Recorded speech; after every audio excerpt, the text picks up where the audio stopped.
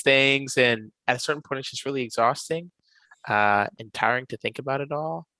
But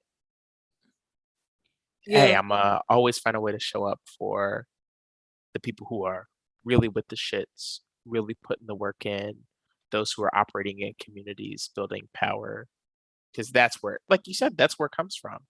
That's where it comes from. And that's why I just am so disheartened. Like I keep running back through like this. I'm just like, like looking back on it, would you do it again? Like would you start law school again? Ooh, And I think like for me, at least the answer is yes, because I need to be able to live in this world, this capitalist world. And as a Black person, I need a professional degree to make the type of money that I feel like I need to make in order to have kids and a family.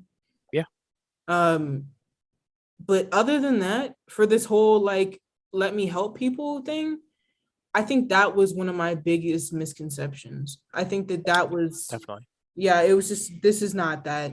And whoever's watching this, please know, you know, this, No, it's not it. definitely not in that first year. No. Um, and maybe we could like do another talk where like we're like down the line where we're like, oh, maybe it's not that bad, but I can't see it going up from here. I think it's just gonna get worse. So I'm just It's like, because like in your second year, in your third year, it's kind of just like I think you have like one or two required courses, but the rest you just, you pick your electives. Um, and like, yeah, you can come into law school and be like, I want to be a public defender, leave law school and go be a public defender. Um, I mean, at the same time, maybe we shouldn't have public defenders because maybe people shouldn't go to jail. Maybe prison shouldn't be a thing.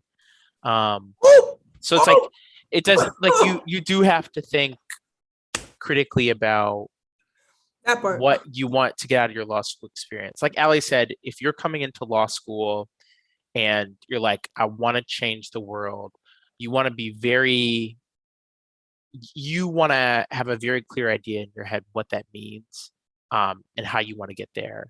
If it's, you want to know about this very specialized, expensive tool in the toolbox to make change, that's great. But I think it does require an understanding that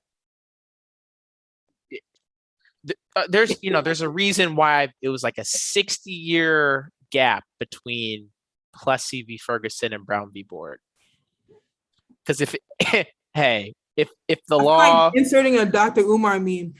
I feel like, because if the law was like the thing that got the job, it wouldn't take 60 something years. But that's not what it was. It was people organizing, building power, and moving and getting the shit done to even bring about a Plessy challenge.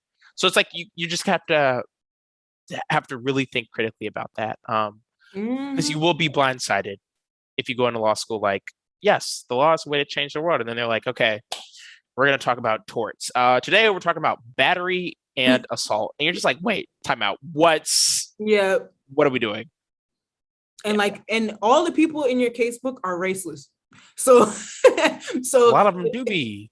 Yeah. I have yet to see a case where we talk about race in my casebook, and it's week 3, and the fact that we're already paying a lot of money. We've already had to pay first semester tuition. So because you can't drop out. I mean, with WashU, I should have dropped out the first week because then they give you the money back. But they're not giving me my money back at this point. So you got to see it through, my boy. Like, got to see it through, my boy. You got to see it through, my boy. Because like at this point, like there's no going back, and it's just we out here. Yeah, we really are out here figuring it out as we go. And yeah, it's just I think what's also isolating about it, I don't know if you have friends that like, I have a couple friends who like get it and like understand like the landscape of like the US and like how things are architected to, do certain things, privilege certain people, etc.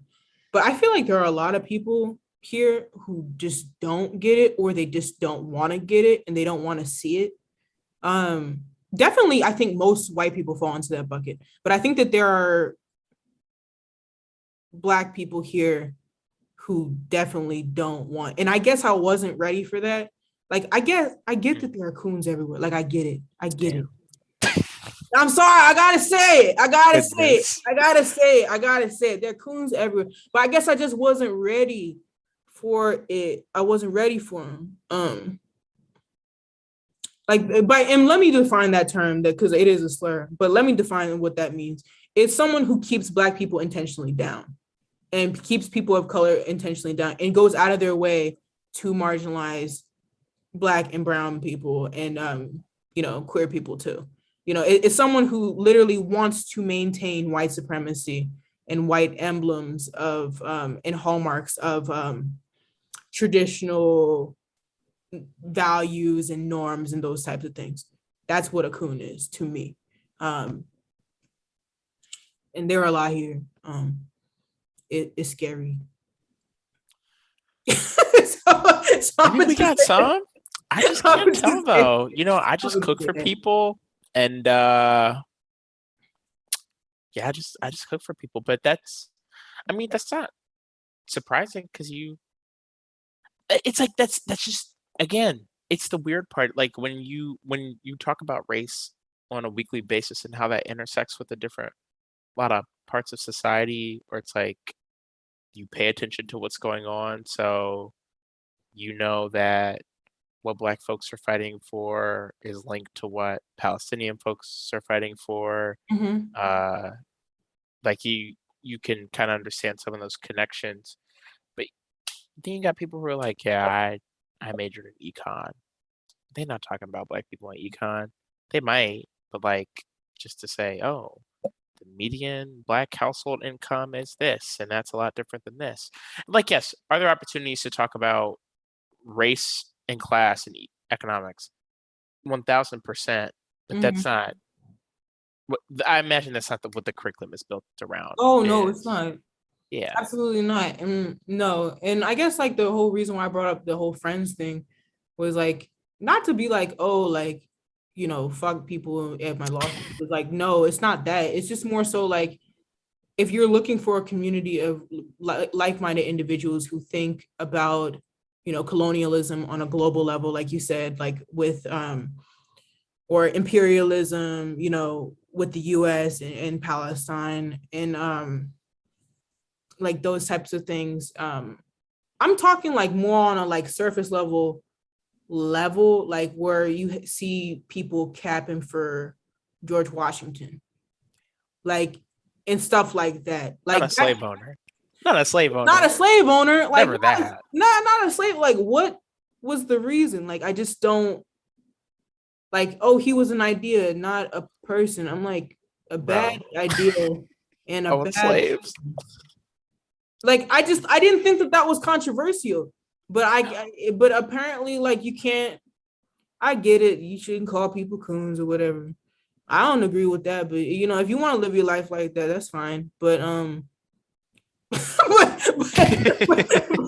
but I mean, I guess I'm just saying, like, that wasn't like really radical point for me. It's not like someone said, "Oh, I'm going into big law," and I'm like, "Oh, well, you're a coon." Like, it wasn't like that. Like, I wasn't like, because come on, that's a little radical, like, to say. I mean, there's a place for those people, don't get me wrong, and I don't necessarily disagree.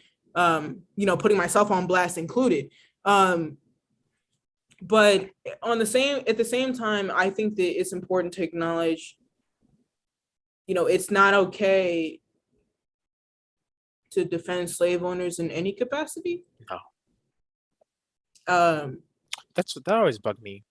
I was just like, I'd be like, wait, hold on.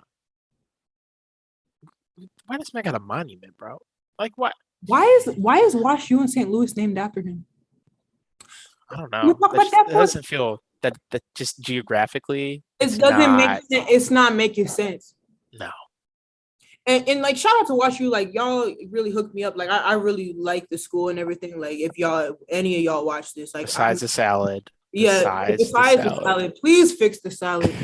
Please fix that. How am I supposed to say stay thick Y'all got me messed up.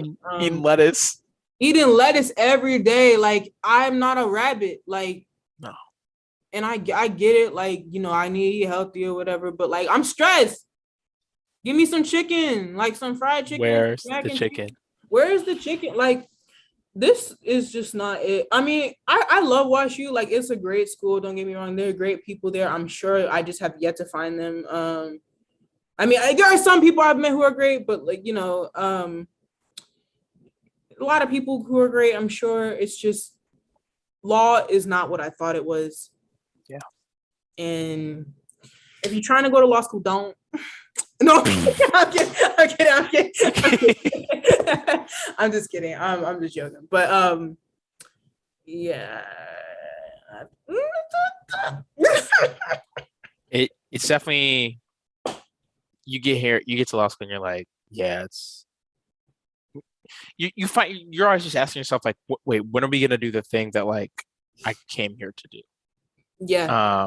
And that may be easy for you. Maybe it's just like you came to learn. Great. Maybe it's, oh, I want to do, I don't know, international arbitration. It's like, okay, you can probably do a little bit of that or a lot of that, you know, the summer after your first year. You can get involved in student orgs that kind of talk about that, host panels and workshops and stuff. Um, but if you're coming to the law and you're like, I want to be a change maker, Mm-hmm. but you haven't really thought about what the law does or how you think about the law, then that's something that we'll think about a lot. Just so you don't feel so like, what are we doing? Absolutely. Absolutely. I It's wish like I could it's just take like, when is there time to do that? Like no one is ever like, oh, well, because like we're taught that the the law is what changes things. So like you kind of come to law school with maybe anywhere from 21 to, I got people in my class that are 30.